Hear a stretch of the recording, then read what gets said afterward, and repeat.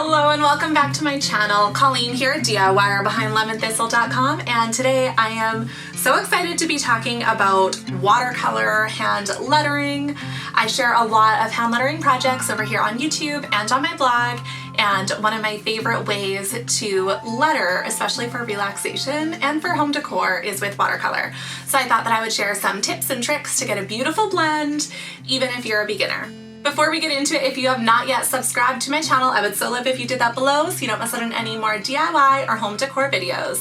If brush lettering is something that you want to learn more about, I have a free hand lettering quick start guide available on my blog. I'll put the link down below to get yourself hand lettering really quick, and it also comes with a 4-minute video sharing exactly how to use the packet to jumpstart your brush lettering.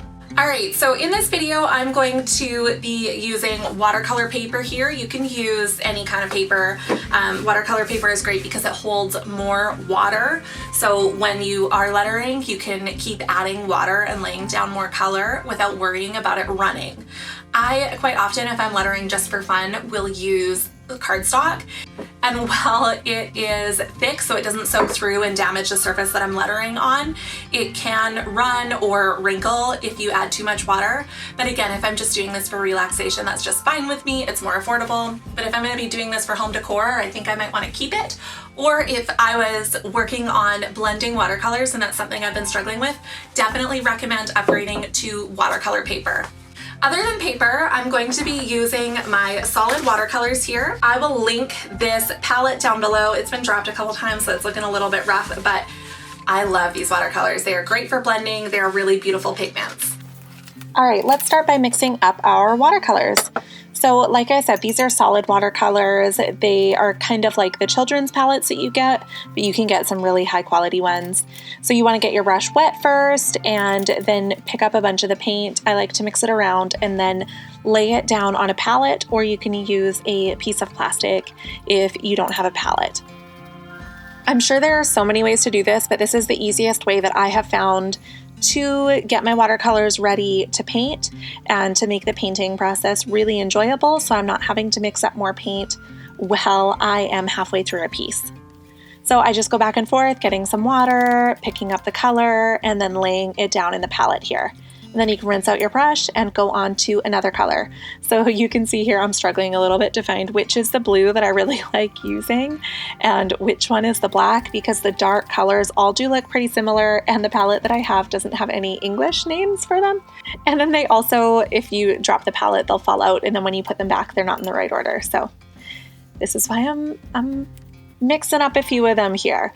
But you don't need to worry about how dark or how light the colors are in your palette, because you can add more water to your paintbrush as you are lettering. You just want to get enough of the pigment into the palette so that you're ready to paint.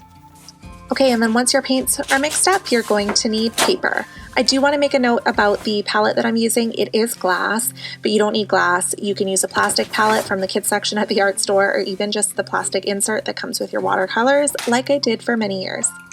All right. So the paper that I'm using for this first example here is from Color Factory, and you'll notice that it has larger pockets in it. So watercolor paper is meant to hold a lot of water. Sometimes that's done with texture that has little pockets that will hold the water, and other times it's just a finer texture on the paper. This one has the larger pockets, which I think can look beautiful for florals, but I just definitely don't prefer it for lettering, but I did want to give it as an example. So the brush I'm using here is a round brush. I prefer to use round brushes for my lettering. They are similar in shape to brush lettering markers. And this is definitely a larger round brush for lettering, which means that it holds quite a bit of water, because for a paper with so many little pockets, you need quite a bit of water to get the brush stroke to travel as far as you want it to. So you can see after you letter a stroke or a letter, you can go back in and you can drop additional color into that shape. So when it is wet, when you drop additional color in, the paint and the water will tend to stay within that outline, and you can kind of drag the color around in there, or just drop it in and let it naturally blend itself. The most important part of brush lettering with watercolors is just to not let the strokes dry before you are done blending and adding more colors in. So here I am just going back and forth between blue and black. This is my favorite color palette to letter with. I find it's modern, it's not too feminine, and I just really love the deep, beautiful blend between the two colors. Even though black's not a color. All right, so you can see here I'm having to add quite a bit of water in. That is just this type of paper. It holds quite a bit of water, and you can see here that I'm just dropping color in at the top of the letters just to naturally blend it. All the lettering that I'm showing in this video is real time. I want you to see that it is not super fast. Most of my videos are sped up a little bit, but I thought that this would give you a little bit more of realistic expectations if you're going to letter yourself. I'm also freehanding everything in this video, and I don't necessarily recommend that, but it's just what I enjoy the most, so it's what I tend to do unless I'm working on a custom or commission piece. Okay, so we're switching over. This is the Canson watercolor paper. This is the one that I use the most often. I definitely love it. So it has a finer texture. It doesn't have as big of pockets, so you do not need to reload your brush with water and watercolor as often. So I am switching to a smaller round brush here just so that I can make some smaller letters. All right, and you can see how fine of an upstroke this brush lets me have. So just like lettering with any brush marker, on the downstrokes you want to aim for a heavier stroke, so applying more pressure to your paintbrush for that nice thick downstroke, and then on the upstroke you want to be nice and thin. So you can see where I overlap on the O, that water is already starting to bleed the color that was in there before. That's what is so beautiful about watercolor. The paint naturally travels and leaves these really organic textures. But if you do want to add more color in and help the blending along, you can drop more color in where there is, like where it's wet already, or you can even drop a whole nother color in, and you can drag that color around to help it along to blend. And you'll see that I do that quite often here. And you will notice that the upstrokes, those thin strokes there, require you adding a little bit more water to keep them wet for longer. They dry the quickest, of course, because there's not as much water laid down there. So here I am dragging the other colors around that I had ran out of pigment on my brush. I was mostly just painting with water, and so now I want to go back in and I want to add some black to it. And I'm able to do this effectively with still that beautiful blend because the paper is still wet. So when I'm dropping the pigment onto it, I'm not getting lap marks. The paint is just traveling in the water that is already on the paper. So I'm going to go through and I'm going to do that on this word a little bit. So you can see how beautiful that's blending there.